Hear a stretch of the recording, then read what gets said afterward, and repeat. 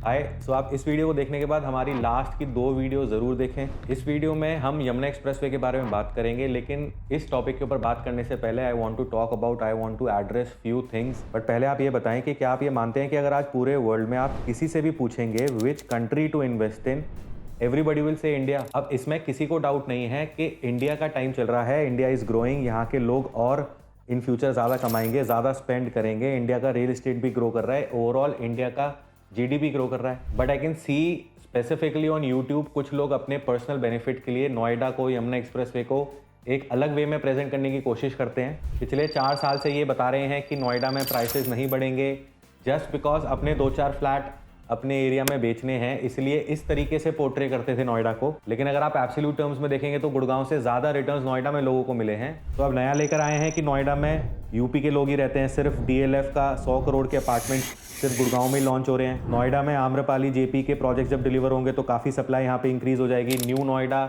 जब डेवलप होगा तो काफ़ी नई सप्लाई नोएडा में आ जाएगी। देखो, सबसे पहले आप ये अंडरस्टैंड करो, even we sell in Gurgaon, we also say Gurgaon जैसा शहर पूरे नॉर्थ इंडिया में कोई और है ही नहीं। It is very very very good for investment.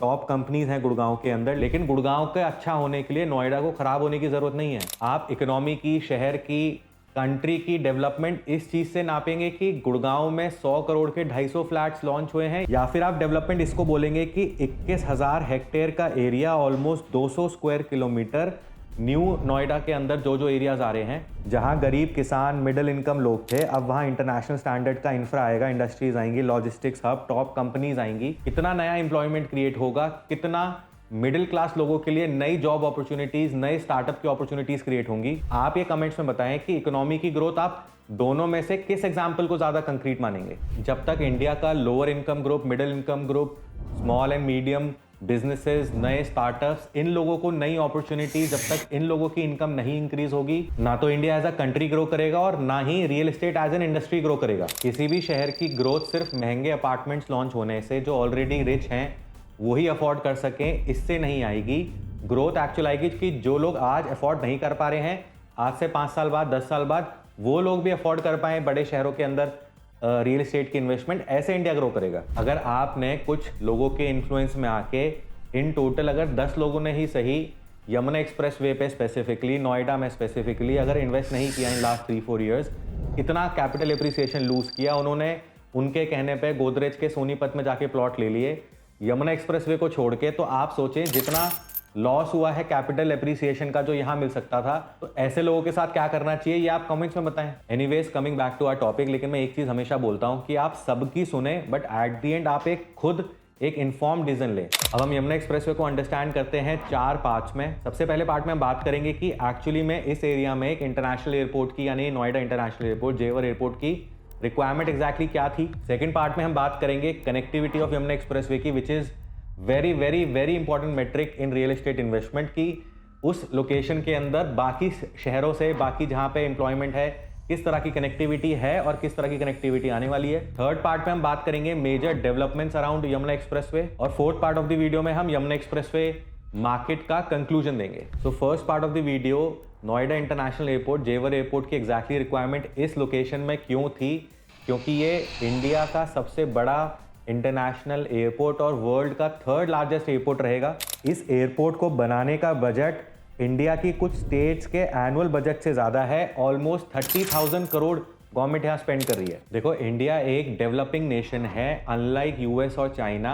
अगर इतना बजट, इतना पैसा गवर्नमेंट खर्च कर रही है, तो आप मान के चलें कि बहुत इंपॉर्टेंट डेवलपमेंट ही होगा, ये बहुत हाईली रिक्वायर्ड भी होगा। अब आईजीआई एयरपोर्ट जो दिल्ली में है, इतना दूर नहीं है यहाँ से, ऑलमोस्ट 72 किलोमीटर दूर ही है नोएडा इंटरनेशनल एयरपोर्ट से, और ऑलरेडी यूपी स्टेट के अंदर 4 इंटरनेशनल एयरपोर्ट्स ऑलरेडी हैं। तो क्या जरूरत होगी इस एयरपोर्ट को यहाँ बनाने की? अब जरूरत इस एयरपोर्ट को बनाने की इसलिए थी क्योंकि इंडिया की अगर इकोनॉमी ग्रो कर रही है, लोगों की इनकम बढ़ रही है, डिस्पोजेबल इनकम क्रिएट हो रही है, तो ऑब्वियसली कंजम्पशन भी इंक्रीज हो रहा है। आप सोचो, आपके पेरेंट्स ने पहली बार एरोप्लेन में कब ट्रैवल किया था, किस एज में किया था, आपने किस एज में किया है, और अगर आपका कोई छोटा घर में बच्चा है, वो किस एज में पहली बार एरोप्लेन में ट्रैवल कर रहा है। इंडिया का एविएशन मार्केट फास्टेस्ट ग्रोइंग है ग्लोबली। 2020 में ऑलमोस्ट 5.5-6 करोड़ पैसेंजर्स ने एयरलाइन में ट्रैवल किया था और 2024 में एस्टिमेटेड 20 करोड़ पैसेंजर्स ट्रैवल करेंगे। हर साल बहुत तेजी से ये नंबर इंक्रीज कर रहा है। आने वाले टाइम में और एयरपोर्ट्स की मैसिव एयरपोर्ट्स की रिक्वायरमेंट आनी ही थी और गवर्नमेंट ने पहले ही प्रिपेयर कर लिया। अभी आईजीआई एयरपोर्ट के पास है तो आईजीआई भी डीकंजेस्ट होगा। कितना एयर ट्रैफिक ऑलरेडी रहता है आपको पता है।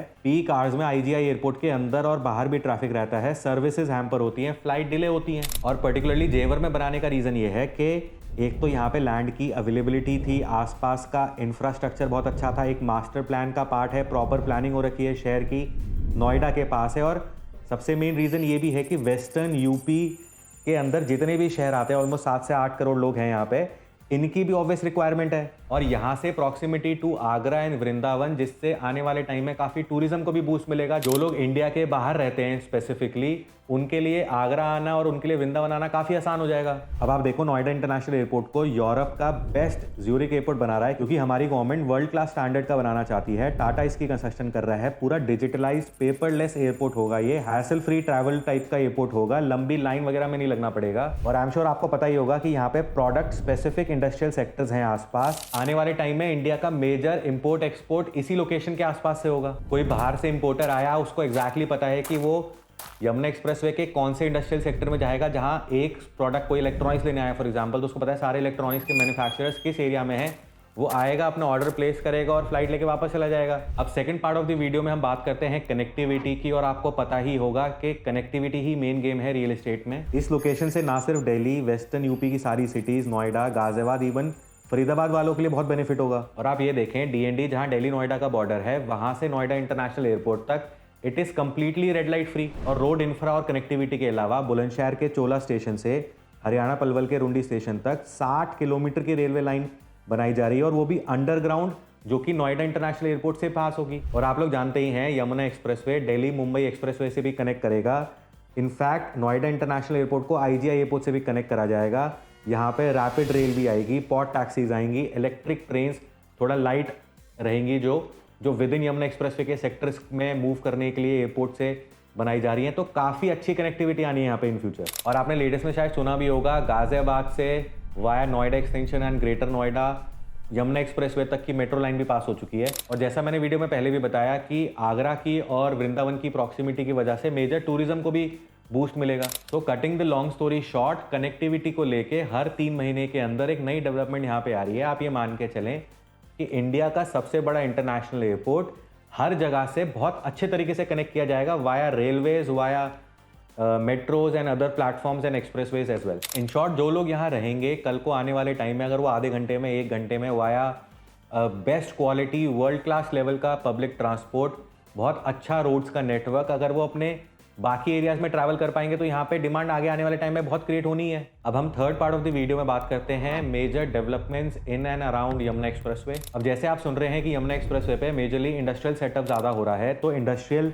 आने से ब्लू कॉलर जॉब ज़्यादा क्रिएट होती हैं। ये 50% तो बात ठीक है, लेकिन यहाँ पे international standard multi modal logistics hub, big manufacturing units बनेंगी और इन कंपनीज को सर्व करने के लिए भी बहुत आईटी कंपनीज आएंगी। प्लस नई स्टार्टअप अपॉर्चुनिटीज़ यहाँ पे मिलेंगी। स्पेसिफिकली जो यहाँ के लोग हैं, यहाँ का एक किसान का बेटा शार्क टैंक तो वो भी देखता है, गन्ने से गुड़ बनाएगा, यही फैक्ट्री में पैक करके इंटरनेशनल एक्सपोर्ट करेगा। एक तरफ से गन्ना जाएगा, दूसरे तरफ से सोना बाहर निकलेगा। आप देखना आने वाले टाइम में आपको कितने नए स्टार्टअप्स इस लोकेशन से दिखेंगे। इंडिया में टैलेंट की कमी नहीं है, अपॉर्चुनिटीज की कमी है। अपॉर्चुनिटीज बहुत क्रिएट हो रही है यहाँ पे। यहाँ से पूरे वर्ल्ड में एक्सपोर्ट के रास्ते खुलेंगे। इसको आप टिपिकल गाजियाबाद या फरीदाबाद के इंडस्ट्रियल सेक्टर्स या मैन्युफैक्चरिंग एरिया से कंपेयर ना करें। China is not the IT hub of the world. आपको पता है, चाइना की सारी ग्रोथ इंडस्ट्रियल से, मैन्युफैक्चरिंग से है। आप 2 मिनट का पॉज लें और ये सोचें कि चाइना की इतनी बड़ी इकोनॉमी बनने का रीजन एग्जैक्टली क्या है। जस्ट बिकॉज गुड़गांव में किसी को 2-4 फ्लैट बेचने, आप उनकी बातों में इन्फ्लुएंस होके लॉजिक छोड़ देते हो। और दूसरा एस्पेक्ट ये कि आईटी कंपनीज भी मैन्युफैक्चरर्स को बहुत सर्विसेज देती हैं। मैन्युफैक्चरिंग बढ़ने से इस क्वालिटी की आईटी को भी बूम मिलेगा।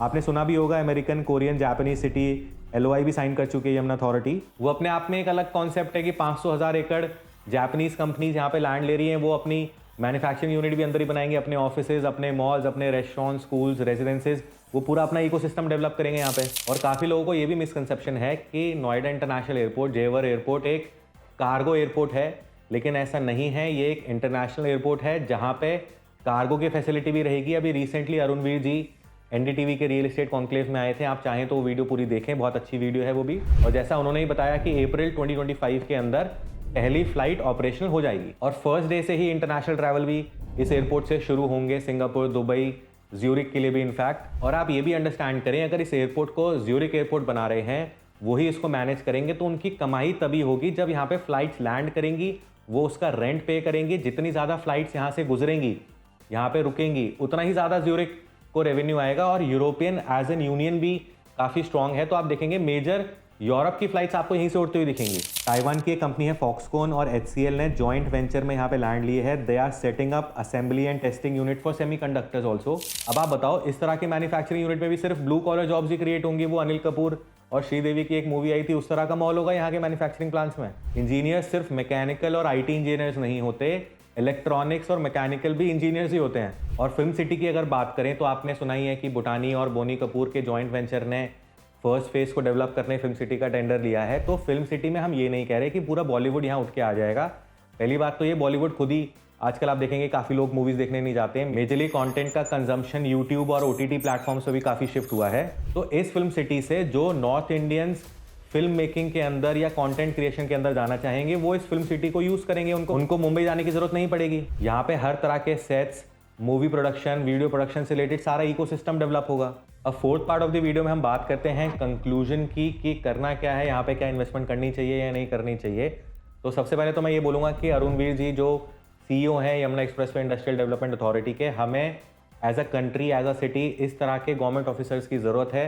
ही इज़ अ ट्रू लीडर, बहुत विजनरी हैं। अब आप ये माने कि अगले 5 से 10 साल के अंदर इस लोकेशन में जितनी डेवलपमेंट आनी है, और आप ये मान के चलें कि मैंने इस वीडियो के अंदर हार्डली 20 से 25% ही डेवलपमेंट्स आपको बताई हैं, और भी कितनी डेवलपमेंट्स हैं आप गूगल करेंगे, आप यू विल रियलाइज कि कितनी चीज़ें यहाँ पे पास हुई हैं और कितनी चीज़ें ऑन ग्राउंड किस लेवल पे हैं। बहुत एम्प्लॉयमेंट इस एरिया में क्रिएट होगा, यहाँ की पूरी बेल्ट समृद्ध हो जाएगी। आप देखेंगे लोअर इनकम जो है, स्पेसिफिकली यहाँ का मिडिल इनकम ग्रुप, वो सक्सीड करेगा, उसकी इनकम बढ़ेगी, नई डिमांड रियल एस्टेट की क्रिएट होगी। लेकिन यहाँ इन्वेस्ट वही करें जिनको जनरेशनल वेल्थ क्रिएट करनी है, जिनका विजन लॉन्ग टर्म है, और जो नोएडा में ऑलरेडी इन्वेस्टेड भी हैं। स्पेसिफिकली मैं ये आपको सजेस्ट नहीं करूंगा कि आप नोएडा छोड़ के पहले यमुना एक्सप्रेसवे पे इन्वेस्ट करें, लेकिन हाँ, जिनका लॉन्ग टर्म विजन है, आपको ये अपॉर्चुनिटी मिस नहीं करनी चाहिए। और ऐसा भी नहीं है कि यमुना एक्सप्रेसवे पे हर चीज़ लेने लायक है, ऑब्वियसली किसी भी प्राइसिंग में, किसी भी रियल एस्टेट एसेट क्लास की। तो खरीदना क्या है एग्जैक्टली, उसके बारे में किसी और वीडियो में बात करेंगे। गौतम बुद्ध नगर यानी नोएडा, ग्रेटर नोएडा, यमुना एक्सप्रेसवे और न्यू नोएडा भी अब ये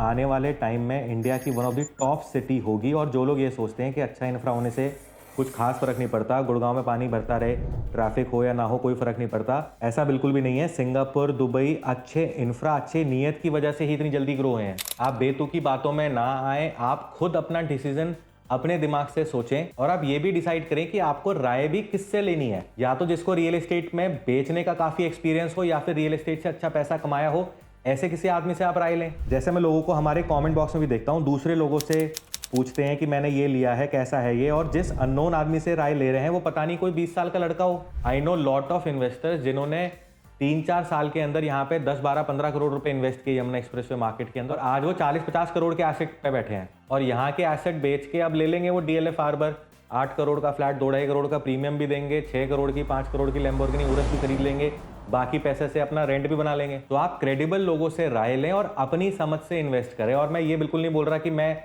आप मुझे माने कि मैं बहुत क्रेडिबल हूं, आप ये खुद डिसाइड करें कि आपको राय भी किससे लेनी है। As a real estate investor just follow future की डिमांड कि किस लोकेशन में आने वाले टाइम में किस रियल एस्टेट एसेट की डिमांड क्रिएट होगी, और आप उसी में इन्वेस्ट करें। और जो ये सप्लाई वाला क्वेश्चन है, इसको भी सही तरीके से एड्रेस करेंगे। ऑलरेडी वीडियो काफ़ी लंबी हो गई है, तो अगली वीडियो में करेंगे कि JP की, आम्रपाली की प्रोजेक्ट डिलीवर होंगे तो वो जो सप्लाई आने वाली है वो एक्चुअल में ओवर सप्लाई है, वो काफ़ी लोगों की ज़रूरत सॉल्व करेगी।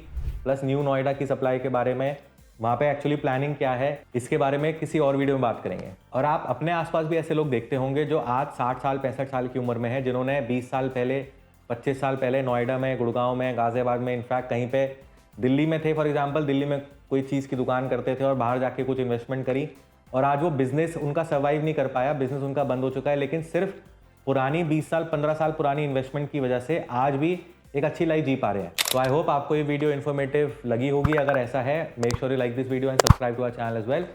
सो that was it for today, will see you next time.